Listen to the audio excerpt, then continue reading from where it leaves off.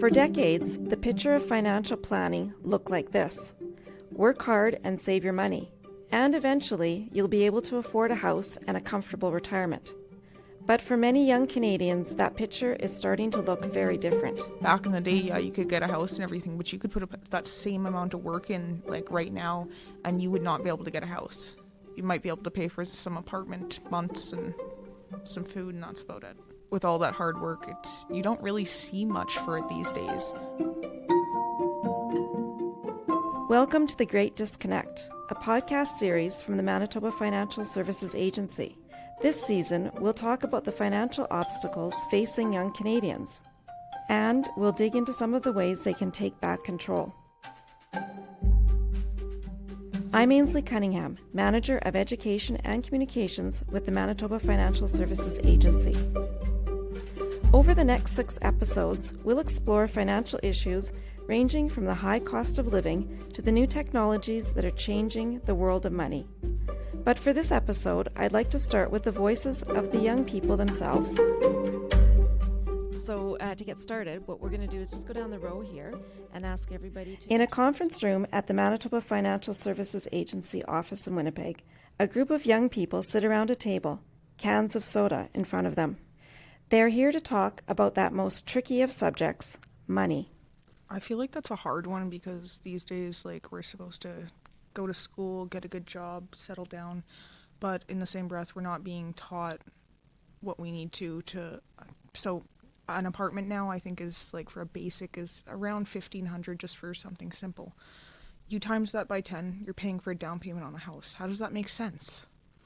Like, it's like we're really being scammed either way. It doesn't make any sense. Going around the table, the young people gathered here explain how their financial reality looks different from their parents. I think things have changed so far. So in terms of how much they spent buying a house when they were my age, it's probably not the same amount I need to spend right now. Coupled with the fact that there's so much happening in the economy, so it's even tougher for younger people to just like have that kind of headway, or I don't know if it was a headway they had at that point, but it's just different now. It's getting pre-approved for a mortgage or getting approved for an apartment. So some apartments are like so expensive right now.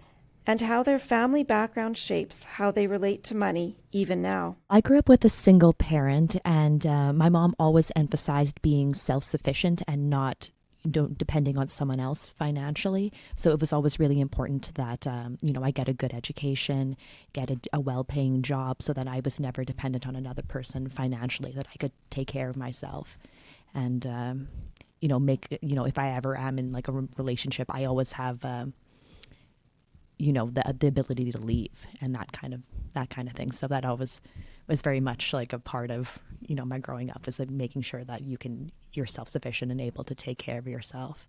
And I find even as an adult now, I'm very conscious about not, I have a hard time almost buying things that I view as like expensive or like luxury sort of items. Like I feel really guilty.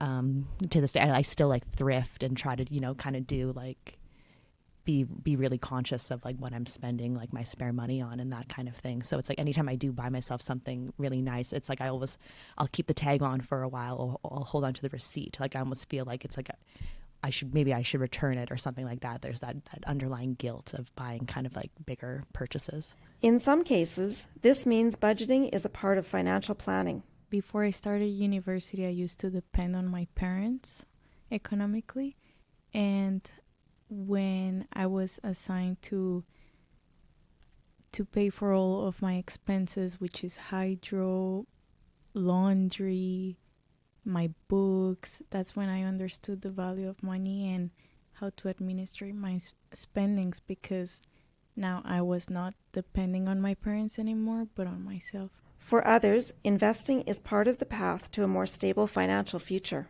I feel that investment is a very important part of the life of a younger generation like us. Initially, I didn't used to do it, and I used to spend a lot of money on wasteful things, on luxuries, as she said. But eventually, I realized that I need to save money for my education. I need to upgrade myself, and I started investing. After the pandemic, after the pandemic, I started investing in stocks, and yeah, it turned out good for me. I almost earned around 40% return from my portfolio, and I was able to pay half of my fees of University of Manitoba and eased out the burden on my parents. So investing is really a very important aspect of a student's life. But even for those interested in investing, they're sorting through more information than ever. Every bit of information, I believe, before investing is important. And we have to make sense of the information that we get. Because sometimes people give advice, but it is not absolutely right. We have to make mistakes first. It is not like that first time we will make investment and it will go right. Because I remember when I started day trading back in 2014, 2015, I made mistakes. And because I made mistakes, I started learning why I'm making this mistake, what I have to do to stop making that mistake, when I have to invest in ETFs, when I have to invest in the stocks, and how to study the balance sheet of a company. All of this adds up to a financial picture that the young people gathered here say is very different from past generations. And so it's just different for us to do the same things that they did when they were our ages. And so it's kind of good for older folks to understand. I think most of the older folks I know understand that, but sometimes I think it's been nicer for everyone to just kind of get that.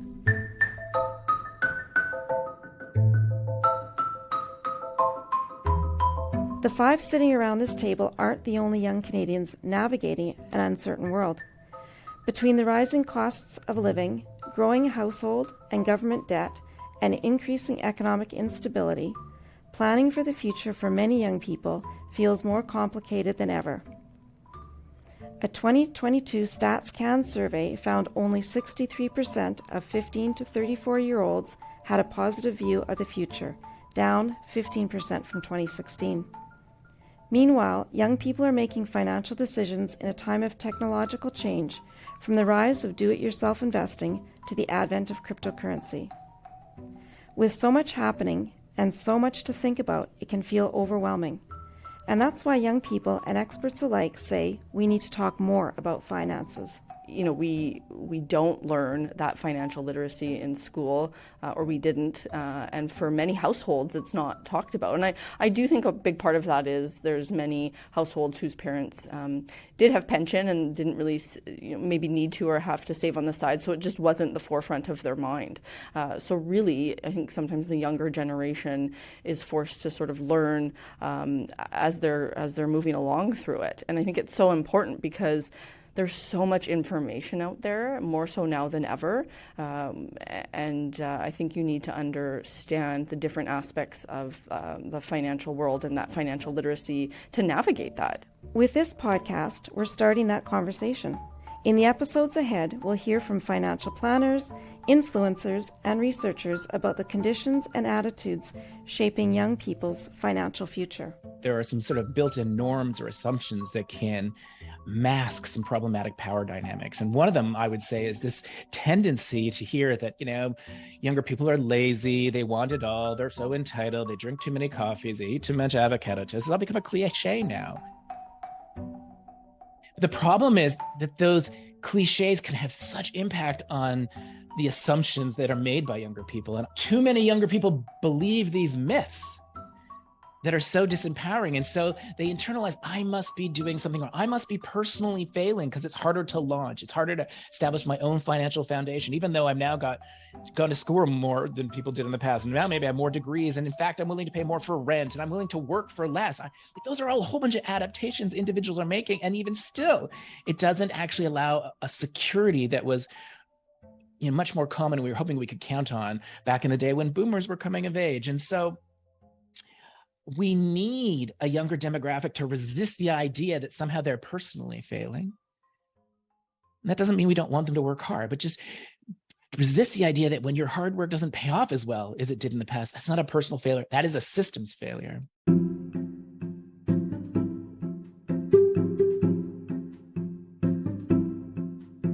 That's it for this episode of The Great Disconnect. Thanks for listening. Next time on the podcast, we'll hear about how people are navigating the dramatic shift in the financial picture of young Canadians, the rising cost of housing. The earnings for millennials today haven't fallen as far behind boomers as did the Gen Xers, but what's so fundamentally different is housing. So it's just that housing has been going up and up and up and up. And even as earnings for a millennial demographic might be, doing okay, they just can't keep pace with this insanity that we've tolerated in our housing system. That's next time on The Great Disconnect.